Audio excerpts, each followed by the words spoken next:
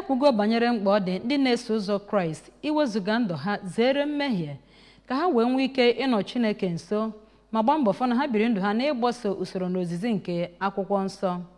Bishọp ụka Anglican na Diocese Agụata Right Reverend Samuel Ezeofor n'okwu Chukwu ya na St. Faith Anglican Church na nka n'oge ofufe nro eji wee kwụọ aka n'isi nabatakwa n'otu Women's Guild nakwa Girls Guild nakwa Men's Fellowship maka parish niile dị n'okpuru na nka Achidikenre sitere na ndị na-eso ụzọ Kraịst ji Chineke ụgwọ ị na-efe ya ofufe n'ime mmụọ na eziokwu n'ihi na onye ọbụla metọrọ ụlọ nsọ nke Chineke bụ ahụ nke mmadụ ga-adọta iwe na ọnụma Chineke. Gere akụkọ a n'uju.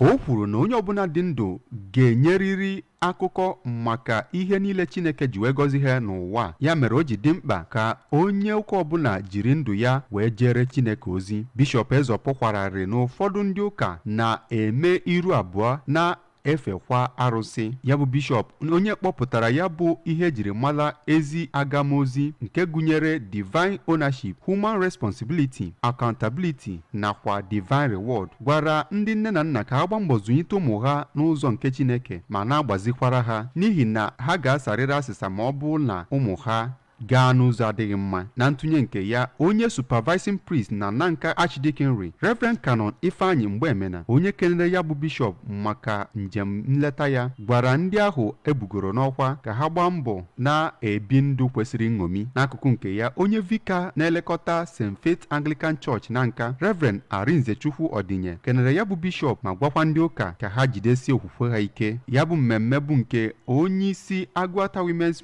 Ministry Oriakụ Chinyere Ezeofor bịara bụ nke a nọrọ na ya wee mee mmadụ karịrị 60 ya bụ sakramenti nke confirmation, dubenyekwa ụmụ nwaanyị ndị ruru 25 Women's Guild ma nabatakwa ụmụ nwoke ndị karịrị 85 n'ime otu Christian Men's Fellowship, inyefe asambo nakwa ịnata oriri nsọ ihe ndị e mere na ya bụ mmemme.